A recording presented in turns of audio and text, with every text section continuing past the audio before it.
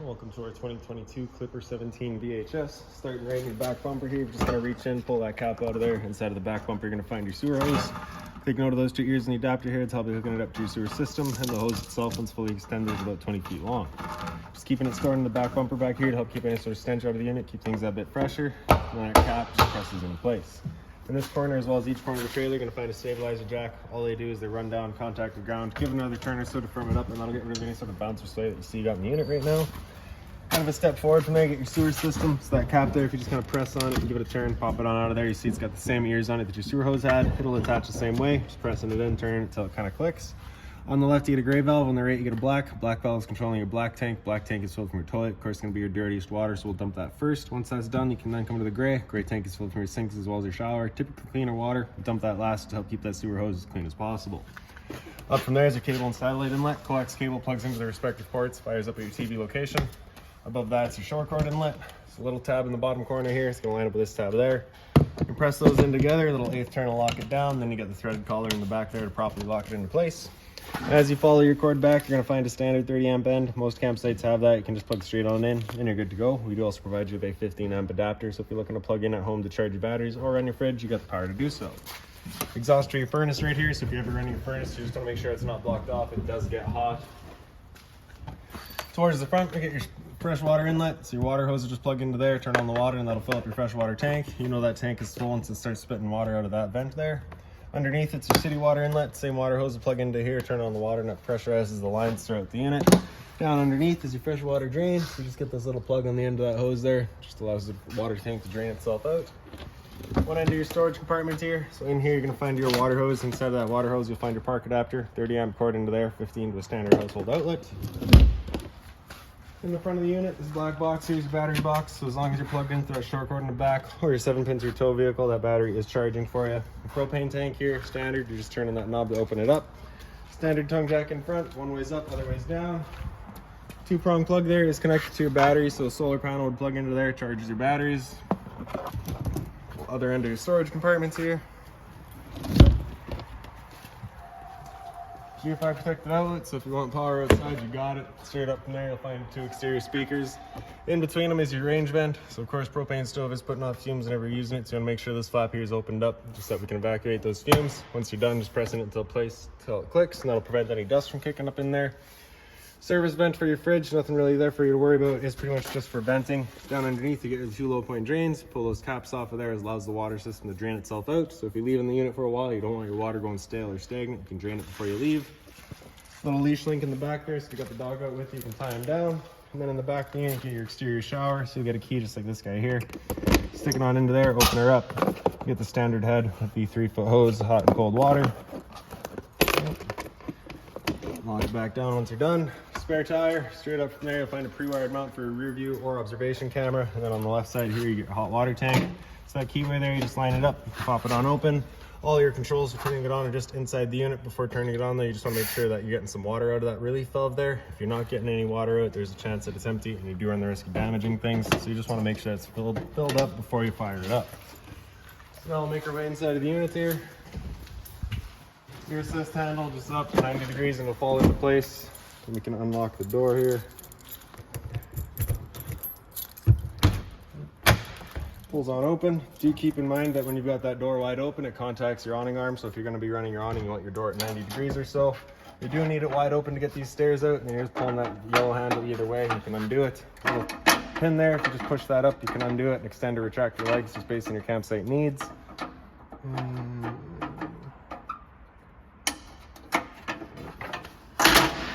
As we come inside, first things first, right on the left there, you get your fire extinguisher. That's standard, pull the pin, point and shoot. Straight up the wall from there.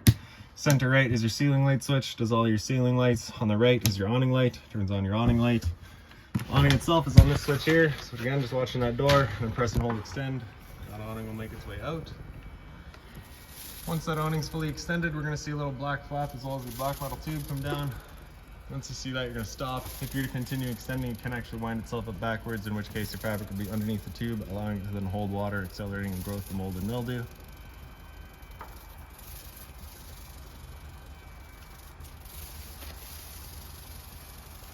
So that would have been the flap, and there's the tube, so we'll stop right there.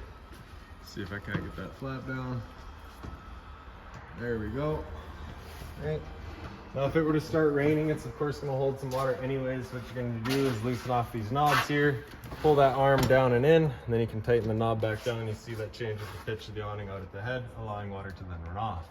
If you like that angle better, because it does give you more shade, you can do the same thing with the arm up front. Before you bring them back in though, you'll make sure these knobs are loosened off and fully extended, just so you're not running the risk of bending your arms. Then you'll press and hold retract, and the awning will make its way back in. Again, just watch to make sure that your fabric's over top of the tube. And the last thing to keep in mind with your awning is it does catch a lot of wind. So once you get up to about 15-20 kilometers an hour wind, you want to bring it back in. Again, just so you're not running the risk of bending your arms.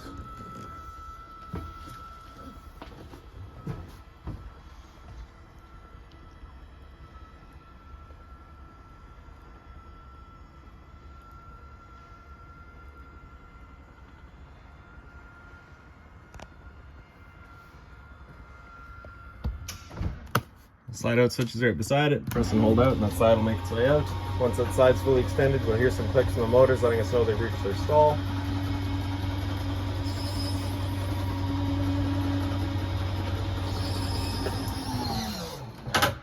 There you go. Center left here, you've got your water pump switch. So as you turn that on, turns on your water pump, drawing out of your fresh tank to pressurize your lines. Water heater's right beside it. You turn that switch on, you get that little check light up there letting you know the ignition sequence will start. Once that sequence is started, that light's gonna go out. It'll try that 3 times. If after the 3rd try it doesn't fire up, that light's gonna come on and stay on. At that point, just off and back on to reset it. Monitor system's up top, so battery on the left there, you can see we're currently C for charging, G would be good, F is fair, L is low. Your fresh tank, as you fill that up, will go to 1/3, 2/3 and full. Same idea for your black and your gray. Kind of beside that, we get your smoke detector. Underneath it's your stereo. Power button there turns it on, also mutes it, so press and hold to turn it back off. Right behind us here, we've got your TV backer up on the wall, outlets for it, your antenna outlet right there. Just turn that button on to get that going. AV cables are hooked into your stereo, so you can kind of get that surround sound. Storage up top, and if you pick up the bed here, you do get access to your front storage compartment.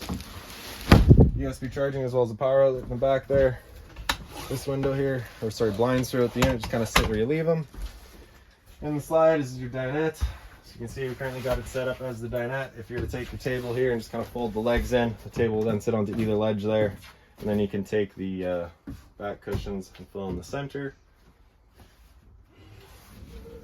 The back cushion's just right here. In the kitchen, you get your storage up top here. When you come to pick up the unit, you're gonna have a blue binder in here. It's gonna have all of your owner's manuals, any remotes, any keys, anything like that, you'll find right in there. Above the sink is a little light, just on its own center push button, and then kind of off to the side of it, you get your thermostat. So this is just for your furnace. So it's center off, sorry, slider all the way over to the left, that's it turned off. All the way over to the right is max heat. Anywhere in the center is going to be your temperature selection. All the way over to the left, you hear it click, and that's it then turned off. Chief architected outlet underneath it, test on the left, reset in the center. So if you ever have outlets that don't work, it's the first thing you should check.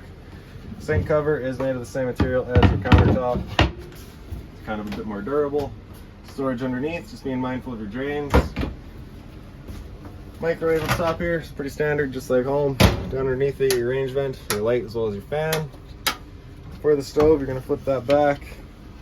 Press the knob in over to high and grab a lighter.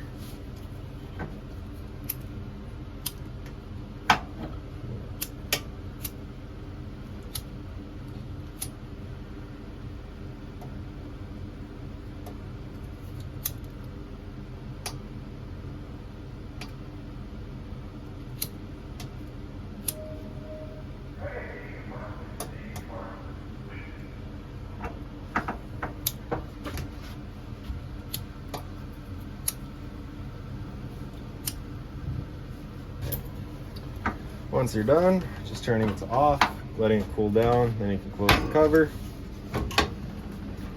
Fridge right beside it, fully automatic. Press that power button there. It first looks for AC power. If AC power is taken away, it'll flip over to gas. If that's red, it's just letting you know it hasn't fired up. At that point, just press it and hold to turn it off. Turn it back on again to try it. Fridge down low, and your freezer up top. Down underneath all that, you get your converter. Press it on the left side there, it'll pop on open. All of your breakers are on the left side. Whenever breaker breaks, it sits in the center, so just turn it off and then back on to reset it. Fuses are all on the right side. Outlet for your furnace is right by my feet here, so you just have this one duct. It's either up and down or left and right, so just kind of keeping that in mind when you're shooting your air. In the bunk spaces, they are both identical. You get that little light in the back there, just on its own center push button. Same thing down here, lights right in the back. And then into the bathroom, your light switch is right on the wall there. Toilet flips on open, you get your flusher front and center. Above my head is the roof vent. Turn that knob to open it up. Back corner is the switch to turn on the fan. And then in the shower, you just get the standard head and hose, hot and cold water course. Simple as that. So lastly would just be your air conditioner. Super simple, straightforward. You get all your readouts there. So low fan is of course just moving air, high fan's moving air. Low cool is the low fan with cooling.